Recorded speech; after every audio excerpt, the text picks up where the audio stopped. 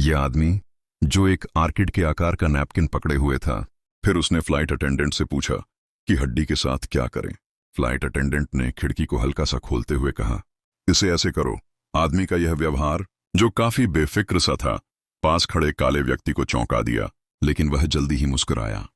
उसने भी flight attendant की नकल की और हड्डी को खिड़की से बाहर फेंक दिया। क्या तुम नहीं समझते?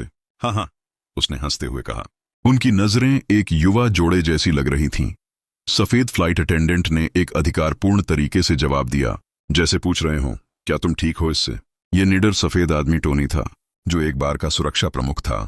वह हमेशा एक सिद्धांत पर काम करता था, अगर हाथ से काम किया जा सकता है तो बात क्यों करें।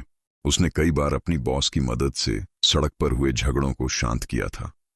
हाल ही में बार में मरम्मत की वजह से वह बंद होने वाला था और टोनी बहुत परेशान था, क्योंकि वह अपने परिवार का एकमात्र कमाने वाला सदस्य था।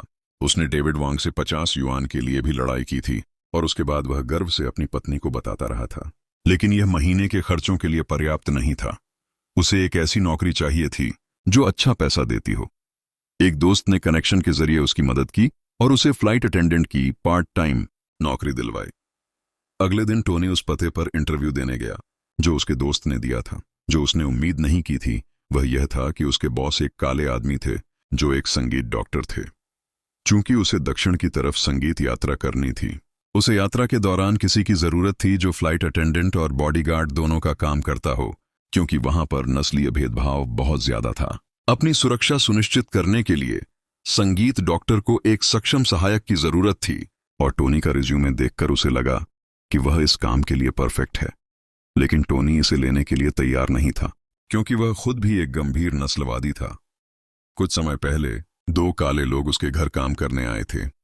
शिष्टाचार के तौर पर उसकी पत्नी ने उन्हें एक गिलास पानी दिया, लेकिन टोनी ने यह दृश्य देखा और जब वे लोग चले गए तो उसने घृणा के साथ उस गिलास को कूड़ेदान में फेंक दिया, क्योंकि उसे डर था कि यह घर गंदा कर देगा।